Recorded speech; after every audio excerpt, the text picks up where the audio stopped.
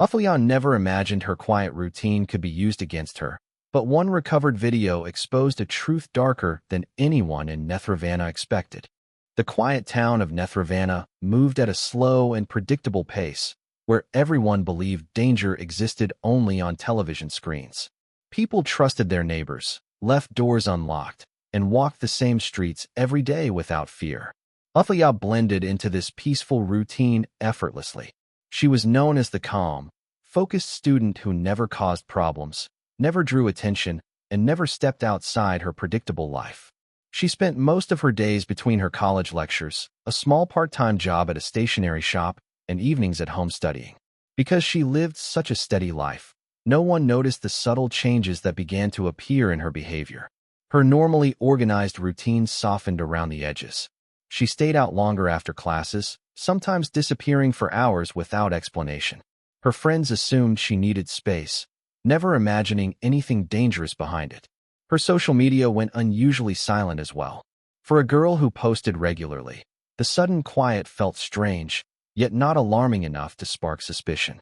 Only one person seemed to sense that something was wrong: Myra, her closest friend. Myra had a habit of paying attention to small details, noticing shifts in people that others ignored. When she tried to reach Athulya one evening and received no reply, she felt uneasy, but she convinced herself that her worries were unnecessary. The town had a way of making people believe nothing bad could ever happen there. The next morning, when the news spread that Myra herself had vanished overnight, the peaceful illusion of Nethravana cracked instantly. Everyone felt a sudden chill, realizing they had overlooked signs that were hiding in plain sight. Myra's disappearance threw the town into confusion because nothing about it made sense. She had no history of running away, no conflicts at home, and no unusual behavior in the days before she vanished. The police treated the case urgently, starting with a thorough search of her house. Everything inside was untouched. Her books stacked neatly, her clothes arranged in familiar order, and her phone charger still plugged beside her bed. It looked as if she had planned to return, which made the situation even more unsettling. Investigators checked her last known digital activity and found that her phone had gone offline abruptly around midnight, leaving no traces of where she might have gone afterward. Neighbors were questioned, but their statements added more confusion than clarity. One elderly witness claimed to have seen Athulya walking near the old bus depot around the same time Myra disappeared, but the police found no solid proof to support this. Surveillance cameras in the area were either too far away or facing the wrong direction, offering no helpful footage. This lack of evidence made the investigation feel like walking through fog. Every path the officers took dissolved into dead ends. Meanwhile, the community began whispering theories. Some believed Myra might have been taken by someone traveling through the town. Others wondered if she had stumbled into danger by accident. Athulya's name began to surface in conversations, not because of anything she had done, but simply because she was the last person reported near the area that night. With no answers in sight, tension grew heavier each day as the fear of an unseen threat spread through Nethravana. Investigators continued digging through every digital trail and street camera available, hoping something would give them even the smallest clue. It was during one of these long, exhausting reviews that an officer noticed something unusual. In several different clips from different days, Athulya appeared in the same alley at nearly the same time every evening. At first, it looked like she was simply passing by on her way somewhere, but the repetition caught their attention. She walked the same path, with the same steady pace, and always glanced in the same direction before moving on. The pattern didn't look accidental. It looked intentional, as if she was checking on something or expecting someone. This discovery raised more questions than answers. The area she visited had no shops, no shortcuts to her home, and no reason for her to be there regularly. She had never mentioned it to her friends or family. When investigators compared her location data from her phone, they found that her device had been in the same area on each of those nights as well. Still, none of it directly connected her to Myra's disappearance. The more the police studied the footage, the more unsettled they became. It felt like watching someone acting out a routine with a purpose that remained invisible. Athulya didn't look nervous or hurried. She moved with strange calmness, as if she was preparing for something that no one else could see. The lead investigator couldn't shake the feeling that these repeated visits were part of a larger plan that the team hadn't yet uncovered. As suspicions grew, so did the fear that they were still missing a crucial piece of the puzzle, something hidden in those quiet, late-evening walks that might change the direction of the entire case. The breakthrough came unexpectedly when a local boy searching for lost cricket balls near a drainage canal spotted something shiny half-buried in the mud. It was a cracked phone, its screen shattered but the back cover still recognizable. When the police confirmed it belonged to Myra, the discovery sent a wave of shock through the entire investigation. The location made everything even more confusing because it was far outside the area where she had last been seen. There were no houses, no shops, and no reason for her to be anywhere near that canal. The place felt abandoned, almost forgotten, which made the phone's presence there deeply alarming. Officers secured the area and searched for footprints, fibers, or anything that could explain how the phone ended up so far from the original search zone. The ground was uneven and wet, making it nearly impossible to identify tracks. The only thing they were certain about was that the phone had not been there long. It appeared dropped rather than deliberately placed, as if someone had been moving through the area quickly. Despite the heavy damage, investigators hoped some data inside the device had survived. The phone was rushed to the digital forensics lab, where technicians worked carefully to extract whatever remained. They expected only fragments, maybe old messages or partial call logs. But the damaged condition of the phone also meant one unlikely possibility. The last thing recorded before it broke might still be recoverable. As the town waited anxiously, rumors spread faster than official updates. People speculated about kidnappers, hidden enemies, and even secret meetups gone wrong. No one knew that inside the shattered device lay a piece of evidence so powerful that it would completely shift the direction of the investigation and reveal a truth far more unsettling than anyone had imagined. When the damaged phone finally yielded its data, the atmosphere inside the digital forensics lab changed instantly. Technicians who had been expecting only fragments of corrupted files suddenly froze as a partially recovered video began to play. The footage was shaky, dim, and filled with the muffled sounds of hurried breathing. At first, nothing in the frame seemed clear. Then the camera shifted, revealing a suburban street behind Myra. The daylight was fading, and the image was grainy, but what stood out was the unmistakable urgency in the way the phone was being held. It was as if Myra had been trying to record something important while on the move. As the video continued, the angle changed again, this time capturing a distant figure walking steadily in her direction. The face was blurred by movement, but the clothing resembled what Athulya had worn on the night she was last seen. The figure did not run or shout. Instead, they moved with slow, purposeful steps, which made the scene even more unsettling. Myra appeared to hide the phone near her chest as she turned sharply into a side path. The recording shook violently for a moment, as though she had stumbled or tried to crouch. Just before the video cut off, a dark shadow moved across the frame, blocking the last bit of sunlight. The clip ended abruptly after that, leaving a chilling silence in the room. Investigators replayed it repeatedly, each time noticing small details they had missed before: the trembling of Myra's hand, the subtle shift of her gaze, and the unmistakable fear in her hurried movements. This single video changed the entire course of the case.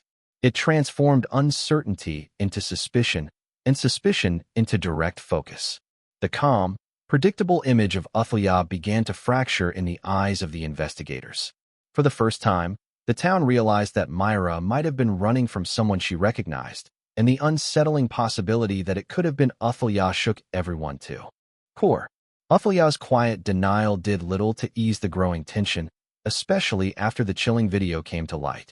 She remained composed during questioning, repeating her explanation with the same steady tone, insisting she had nothing to do with Myra's disappearance. Yet the evidence painted a picture that didn't match her calm claims. Investigators sensed something off, not necessarily guilt, but a gap between what they saw and what they understood. The video showed someone dressed like her, moving in a way that resembled her usual pace, and that single similarity was enough to keep her under constant suspicion. Still, the case refused to settle into a clear pattern. Officers continued digging through her background, habits, and recent activities, expecting to find something that would solidify the accusations. Instead, they found almost nothing. Her routine remained simple, her social life small, and her digital history free of anything unusual. The more they searched, the more the story felt incomplete. It was as though someone had drawn an outline around her, shaping suspicion without any real substance to fill it. The turning point arrived when the police examined the messages leading up to Myra's disappearance. Hidden among deleted files was a trail of chats from a social media account that seemed to belong to Athulya.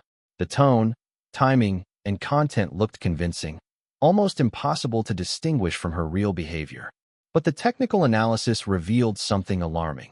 The account had been created only weeks earlier and accessed from locations Athulya had never visited.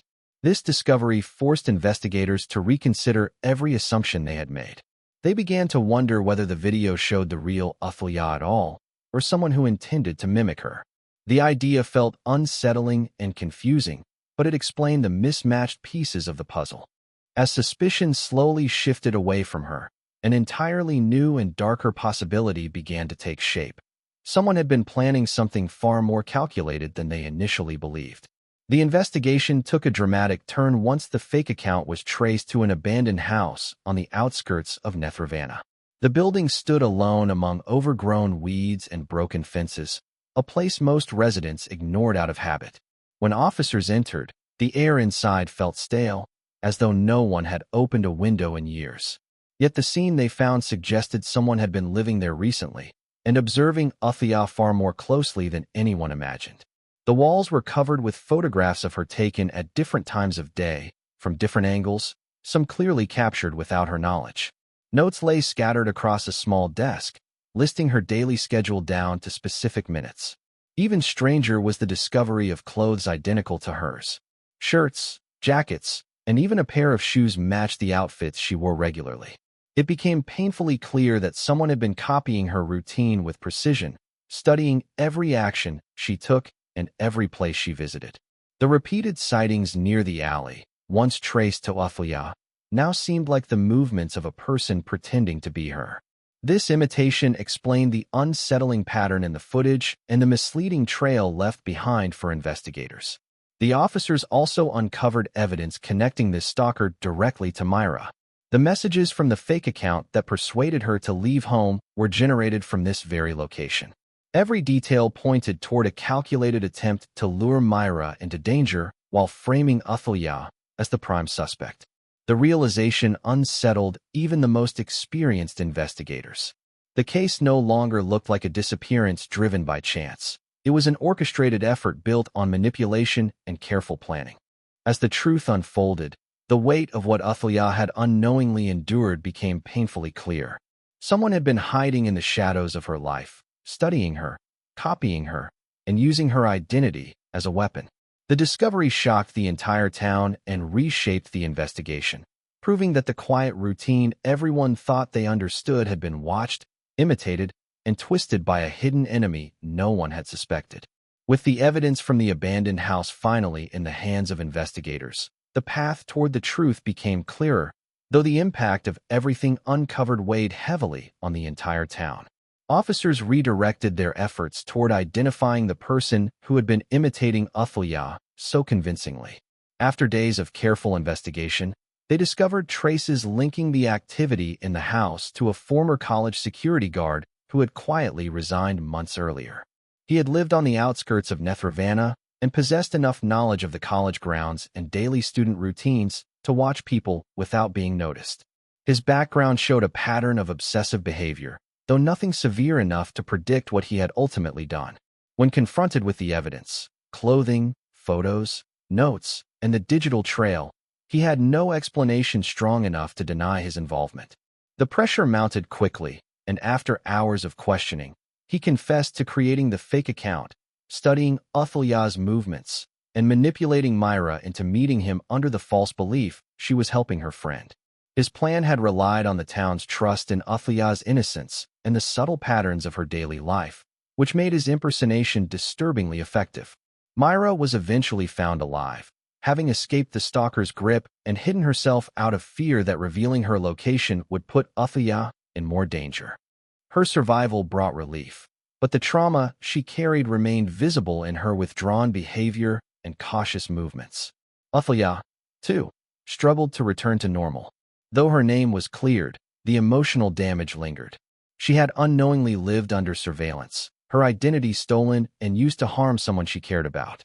The court delivered a harsh sentence to the stalker, acknowledging the depth of manipulation and the danger he had created. Even seasoned officials were stunned by how convincingly he had constructed the illusion around Athulya. The town learned a painful lesson about how easily trust can be twisted when someone is determined to hide in plain sight. Though life slowly returned to its familiar rhythm, neither Athulya nor Myra ever felt the world was as safe as it once seemed. The case left behind a reminder that even the quietest lives can be shaken by secrets lurking just beyond view. And that one recovered video had been powerful enough to expose a truth no one ever expected.